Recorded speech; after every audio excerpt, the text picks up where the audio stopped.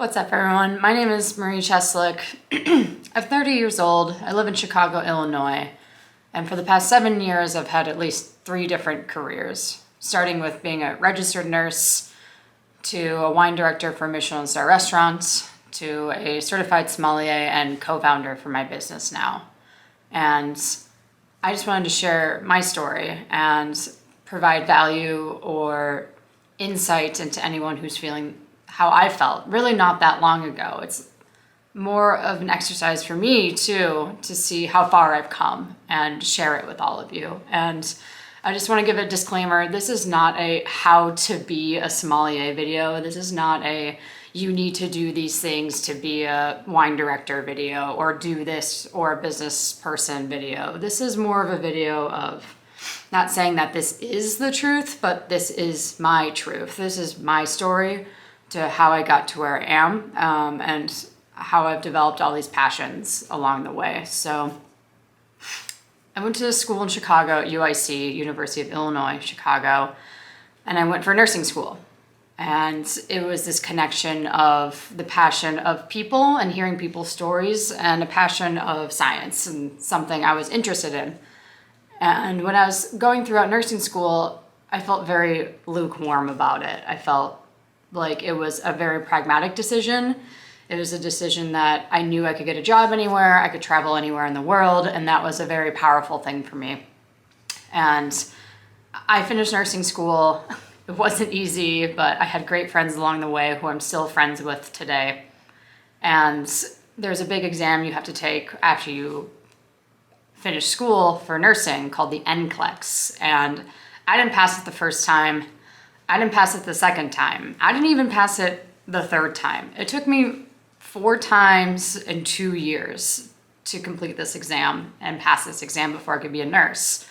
And so while I was trying to pass this exam, I was in limbo of being so frustrated of finishing the schooling but not practicing as a nurse because I couldn't pass this final boards exam. I've been a notoriously shitty test taker.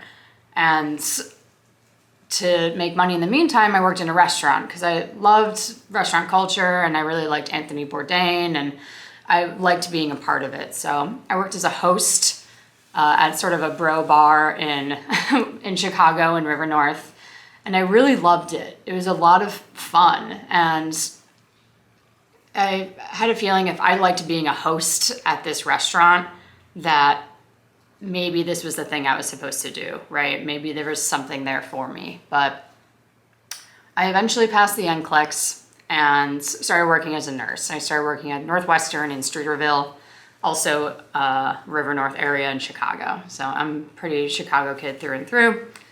And when I started working there, I worked at the cardiovascular thoracic floor. So what that means is anything that has to do with your thorax. So think about that, right? Your heart, your lungs, a lot of bariatric surgeries or like stomach surgeries and resections and things like that. So I saw a wide variety of things. And again, feeling really lukewarm about nursing as a decision and nursing as a career. And I would find myself reading food articles or eater reviews about new restaurants opening up or just like reading about different parts of the world. And I worked at Northwestern this was about the 2-year mark where I was really like, how much longer am I really going to do this without trying the thing that I knew I really wanted to try, which was working back in restaurants. And so I finally quit at Northwestern, and I told myself that if I was going to do that, I would have to work front of house because that's what made the most sense for me. So front of house being like the front facing people. So the servers, the bartender, or the host, right? But I also knew I needed sort of another angle with it. Like being a host is great. Being a server is great and the money is great, but I wanted to have a career out of this and I wanted just something more to enrich that front of house lifestyle. So getting into wine made the most sense. I didn't know anything about wine. I grew up Milwaukee, Wisconsin. I drank Pabst Blue Ribbon in basements. Like I didn't know anything about wine, but I knew, again, my pragmatic mind was like, this is the thing that was going to take me to the next level or give me more of a career. than being a server. So, and I decided if I'm gonna get into wine, I need to be at a place with a great wine program. And for me, that was a Michelin star restaurant. So I could have worked at a 3-star, but it was a little too stuffy even for me. So I thought 1-star was sort of a nice in between. And there were a lot of different options I had to choose from living in Chicago. So I had narrowed it down between 2 restaurants, a place called Parachutes, which serves, at the time, it was like Korean American food. And then this place, Elska, which was Scandinavian American food. And I eventually got the job at Elska as a server, and with full intention, I told him right when I got hired to, like, hey, I'm interested in learning about wine. I hope that I can be nurtured along the way. And I had a really awesome mentor who was the GM and beverage director at the time. His name was Kyle Davidson. Really awesome guy, and just showed me everything that he knew. And I feel incredibly lucky to be associated with him and have him as a mentor. He invited me to every tasting that he had. I also wanted to show that I was serious about this whole wine thing and not just, saying I was serious about it. So for me at the time, that was going through the courts. So the Court of Master Somms. So I'm sure a lot of you have heard this, but there's 4 levels to the Court of Master Somm, the 4th being the Master Somm, which a lot of people talk about. There's a Netflix documentary about it. But if you pass your level 2, that's certified. And that's a very noble and great thing to put on your resume. So for me, I was like, well, I've been going to school my whole life. I've been kind of studying my whole life. So let's continue that. It was a good fit for me at the time. If I were to start my journey today, I'm not 100% sure I'd do it again, but that's for a later video. So I passed my certified exam while working at Elska. I was looking at wine labels. I was coming in early.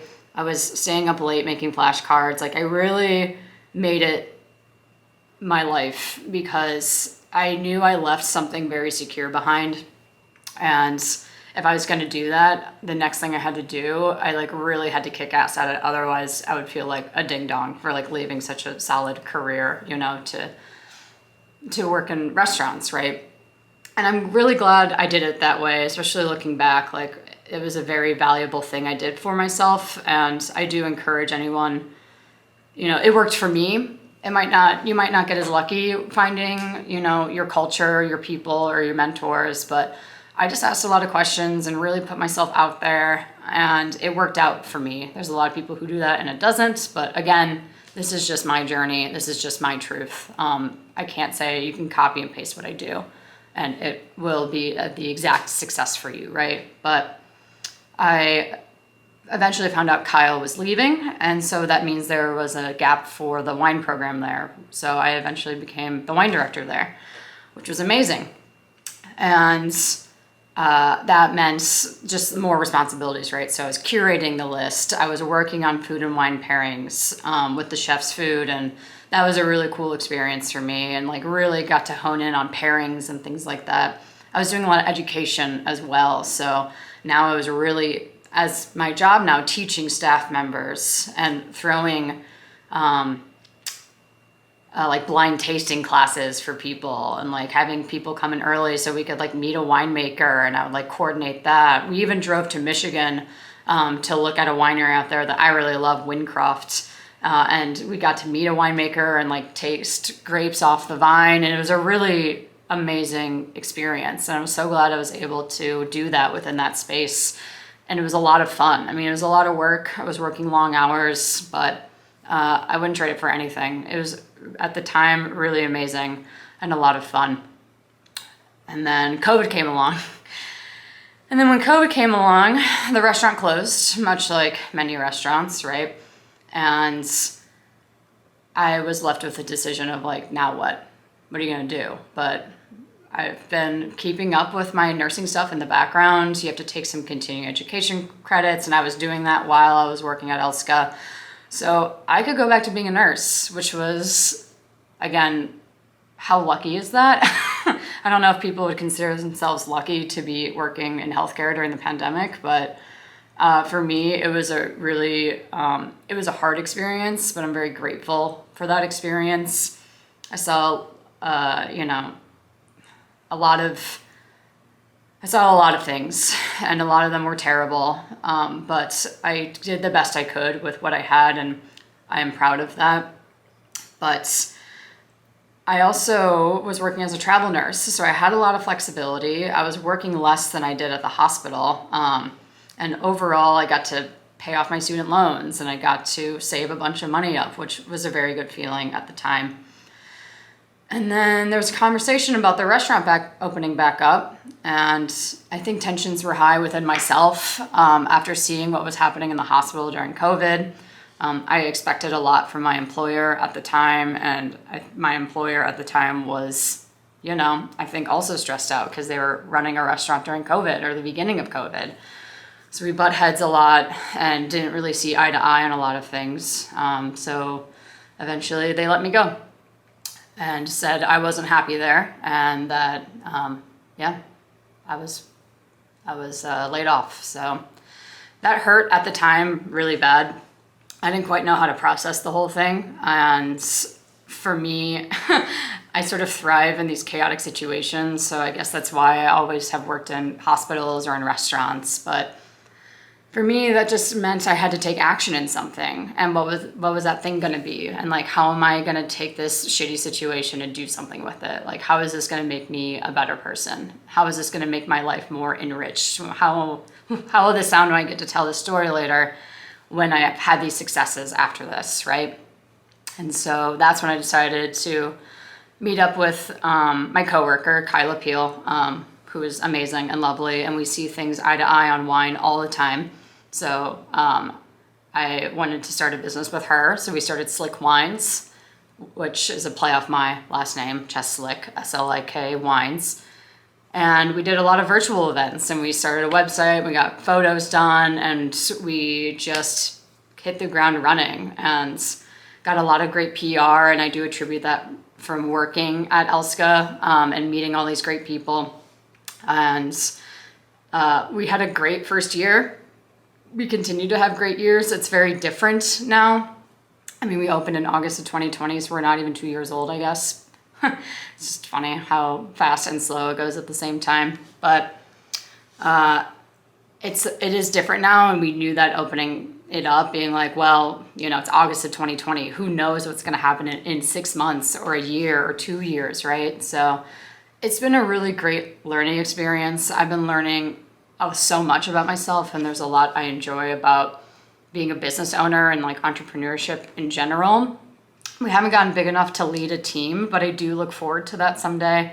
But for right now, I feel like I have so much to learn on my own, including marketing, video making, editing is something I've been really passionate about, and the creative content aspect of it, I've been really enjoying. So at the beginning of this year, when I started to do Slik full time instead of the half time of hospital and Slik Wines, I decided to make a TikTok a day for the month of January.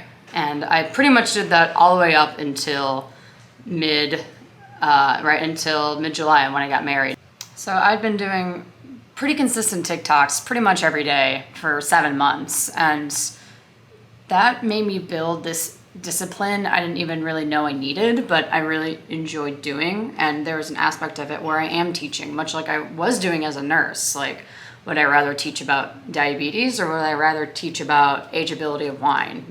It's a very similar concept where there's a lot of complex topics within wine, and there's a lot of complex topics certainly within healthcare. And how do we as educators or nurses or sommeliers convey this information in a way that's beneficial to them, right? How do I take a complex thing and make it digestible and make it easy to understand? And I feel like short form videos like YouTube, like TikTok, like Instagram Reels are so amazingly beneficial. I'm very excited about it, and people, I don't think, always see the potential in it, or they don't know how to harness it.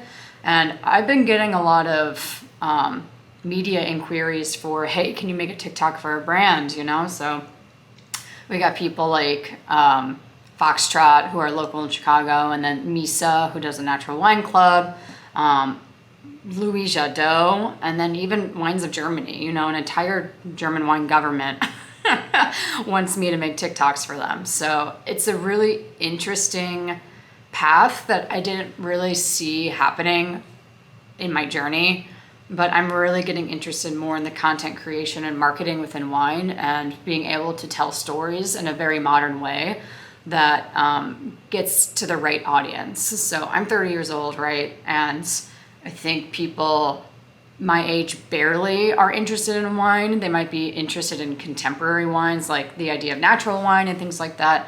But I see this giant potential for, millennials, certainly, and Gen Z. It's like very exciting to see that people are excited about wine. And if I can harness that energy and put it back out into the world and provide value for people watching videos like this, that would be a really amazing and powerful thing, and next chapter I'd want to take in my career. So I just wanted to share a little bit about myself and my personal story and how I've gotten here today. And if you've seen me pop on your page and you go, who is this chick and why should I listen to her about wine?